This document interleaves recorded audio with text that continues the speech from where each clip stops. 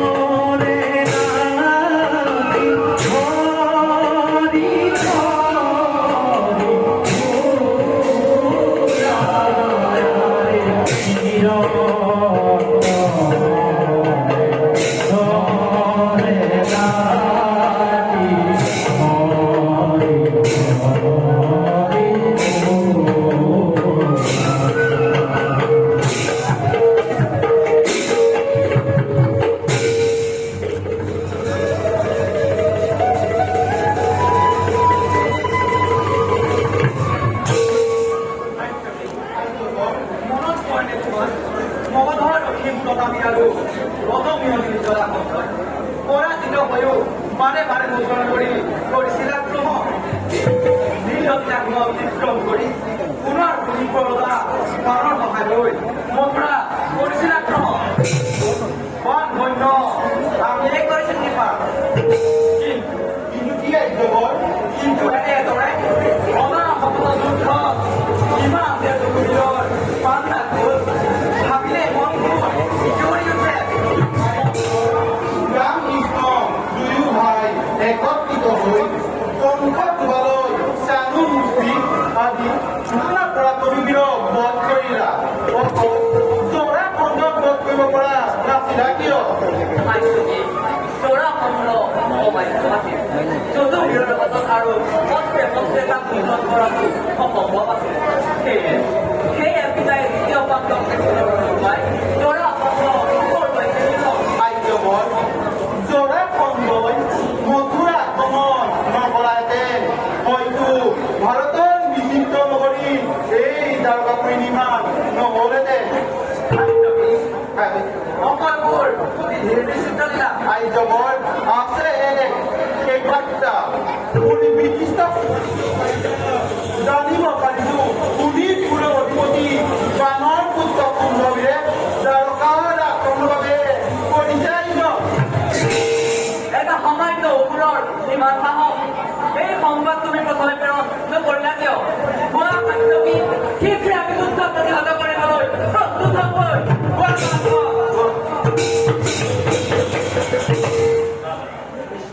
কুম্ভবীৰক প্ৰতিহত কৰিবৰ বাবে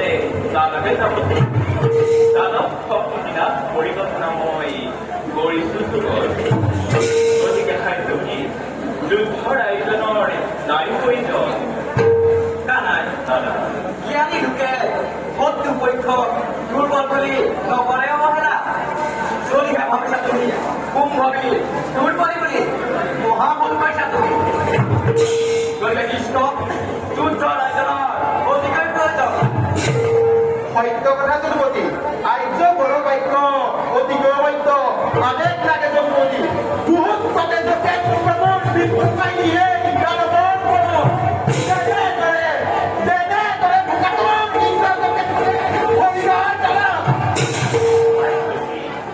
অনাথকল অস্ত্ৰবল সৈন্যবল ক্ষতি কৰাৰ সীমা প্ৰয়োজন বানৰ পুত্ৰই দ্বাৰকাৰ আক্ৰমণ কৰাৰ কথা মই বুজিব পৰা নাই গতিকে দাদা মোৰ বাক্যত যদি সন্মতি আছে নিশ্চিত তুমি দ্বাৰকাৰ নকৰে কৃষ্ণ দাদা তোমাৰ বাক্যই মোক নিশ্চিন্ত কৰিব পৰা নাই কাৰণ মোৰ ধাৰণা হয় জৰাসন্ধই বানৰ মহালৈ মথুৰা আক্ৰমণ কৰোঁতে আমি গুৰুত্বপূৰ্ণ বুলি কৈছিলো নিশা